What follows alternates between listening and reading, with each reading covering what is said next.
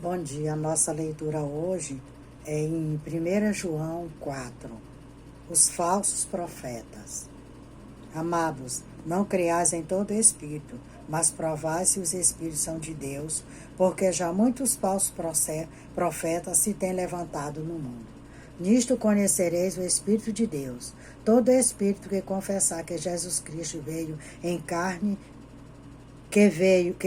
carne é de Deus. E todo espírito que não confessa que Jesus Cristo veio em carne não é de Deus, mas este é o espírito do anticristo, do qual já ouviste que há de vir, e eis que já está no mundo. Filhinhos, sois de Deus e já os tendes vencido, porque maior é o que está em vós do que está no mundo. Do mundo são, por isso falam do mundo, e o mundo os ouve. Já parou. Ah, não. Já vos ouve. Não, nós somos de Deus. Aquele que conhece a Deus, ouve-vos. Aquele que não é de Deus, não nos ouve. Nisto conhecemos só os espíritos da verdade e o espírito do erro. Deus é amor. Devemos amar a Deus e os vossos irmãos. Então aqui ele está nos alertando, o profeta João, ele está nos alertando dos falsos profetas. E nós já estamos vendo, de norte a sul, falsos profetas e homens se dizendo ser Cristo. Então aqui do versículo 4, do 1 ao 6, ele está nos alertando sobre esses falsos profetas. Temos que ter muito cuidado. Olha só o que diz. O Senhor responsabilizará você por crer em uma mentira, tanto quanto responsabilizou Adão. A falsa doutrina mata a alma. Se sairmos da palavra de Deus e acreditarmos em um engano, perderemos o sangue e a vida da nossa alma. Não permita que ninguém o iluda, nem mesmo se essa pessoa vier com um anjo de luz, nem sua igreja ou seu pastor, se o fizerem duvidar da palavra e crer em uma mentira. Espírito da verdade, ensina-me a sua palavra, guarda-me de toda mentira e falsa doutrina. William Seymour. Então ele aqui está nos alertando que até se nosso pastor, nós temos que confirmar na palavra, para que não caiamos nessa mentira. Até o nosso pastor temos que ter cuidado com o que ele fala e confirmar na palavra do Senhor. Provai os espíritos.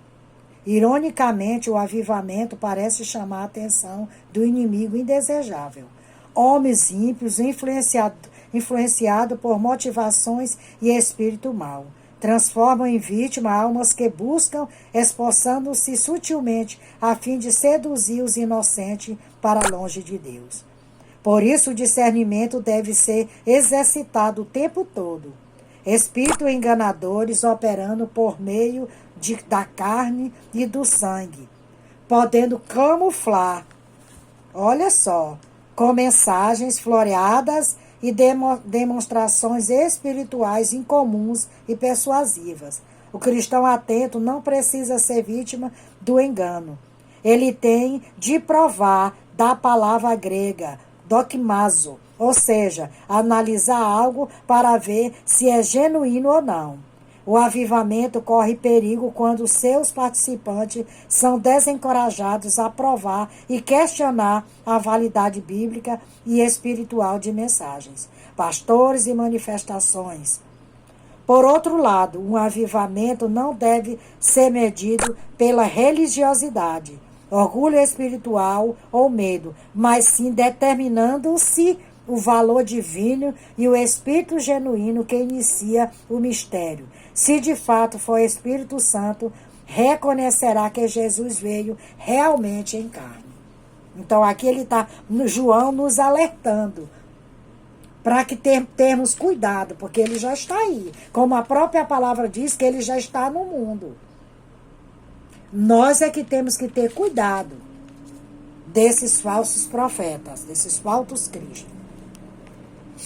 Os homens aprendem que Cristo obedeceu à lei não somente por ter sido necessária, mas eficácia de sua expiação para a justificação deles, mas também por sua obediência e santificação ser imputada ao pecador. Isto, na realidade, é como dizer, embora você possa ser desleal, Cristo e sua fidelidade, embora você possa ser impuro, Cristo é sua santidade, embora você possa ser desonesto. Cristo é sua honestidade, embora você possa ser falso. Cristo é sua sinceridade. Catherine Bolt.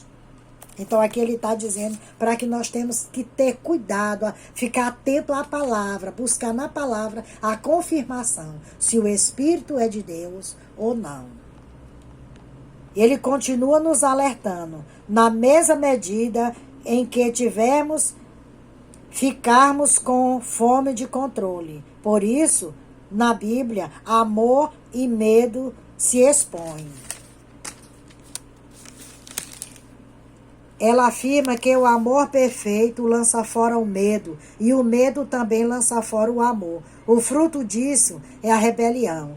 Essa obstinação diz, não irei, não serei, não direi, não sentirei, não respeitarei, não seguirei, não escolherei. Portanto, a estupidez da rebelião, a qual escolhe o controle acima da intimidade, por termos medo, e o mistério é o mistério da iniquidade. Então, aqui João está nos alertando para termos muito cuidado com os falsos profetas, porque eles já estão aí semeando a semente do mal, para tirar eu e você do propósito que é Cristo, que é a nossa salvação. Deus é amor, devemos amar a Deus e os nossos irmãos. Amados, amemos-nos uns aos outros, porque o amor é de Deus, e qualquer que ama é nascido de Deus e conhece a Deus. Aquele que não ama não conhece a Deus, porque Deus é amor. Nisto se manifestou o amor de Deus para conosco, que Deus enviou seu Filho unigênito ao mundo para que por ele vivemos. Nisto está o amor, não em que nós tenhamos amado a Deus, mas em que ele nos amou e enviou seu Filho para propiciação pelos nossos pecados. Amados, se Deus assim nos amou, também nós devemos amar uns aos outros. Ninguém jamais viu a Deus se nós amarmos uns aos outros. Deus está em nós e em nós é perfeito o seu amor. Nisto conhecemos que estamos nele e ele em nós. Porque nos deu do seu Espírito e vimos e testificamos que o Pai enviou seu Filho para Salvador do mundo. Qualquer que confessar que Jesus é o Filho de Deus, Deus está nele e ele em Deus. E nós conhecemos e cremos no amor que Deus nos tem. Deus é amor, e quem está em amor está em Deus e Deus nele. Nisto é perfeito o amor para conosco, para que o dia do juízo tenhamos confiança, porque qual somos nós também neste mundo. Por amor não há temor, antes o perfeito amor lança fora o temor, porque o temor tem consigo a pena, e o que teme não é perfeito em amor. Olha só. Nós o amamos porque ele nos amou primeiro. Se alguém diz eu amo a Deus e aborrece a seu irmão, é mentiroso. Pois quem não ama seu irmão a qual viu, como pode amar a Deus a quem não viu? Olha só. E dele temos este mandamento, que quem ama a Deus, ame também a seu irmão. Deus nos amou primeiro. É interessante que ele diz, se eu não amo a Deus, como eu vou amar meu irmão? Eu não estou vendo Deus, mas o meu irmão eu estou vendo. Eu tenho que amar primeiro a Deus, que eu não estou vendo, e que se cumpra a amar o meu irmão, como eu amo a Deus, do qual eu não estou vendo. Todo aquele que crê, ama. O Filho de Deus morreu não para aplacar uma vingança, como alguns parecem entender, mas por causa das exigências da lei, a qual fora violada. Por consequente, Cristo se incumbiu de honrá-lo, cedendo às suas exigências por meio da sua vida.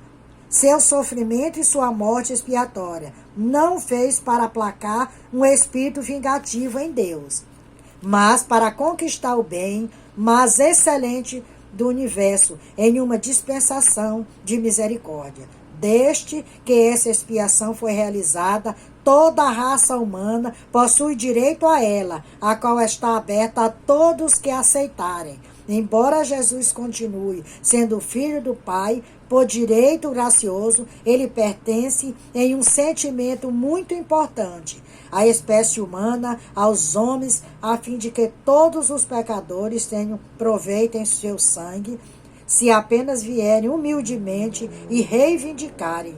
Deus enviou seu Filho para ser o Salvador do mundo, de todos os que crerem e aceitarem essa grande salvação.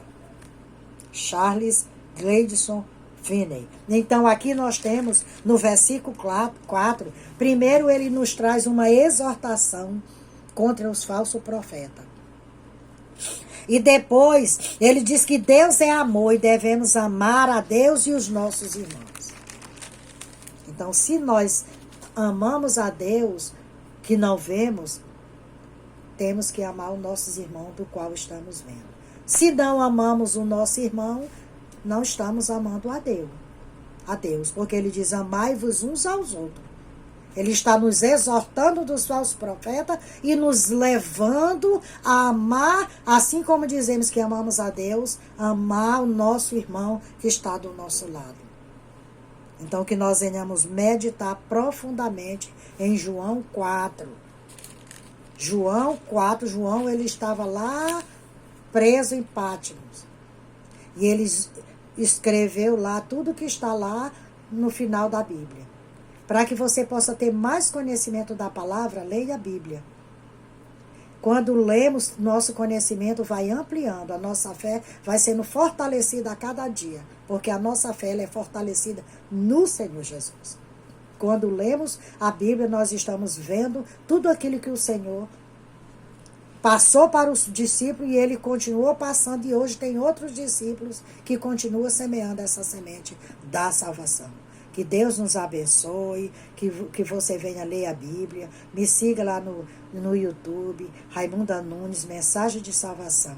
Que Deus nos abençoe. Se Deus me permitir, amanhã estarei aqui com vocês novamente.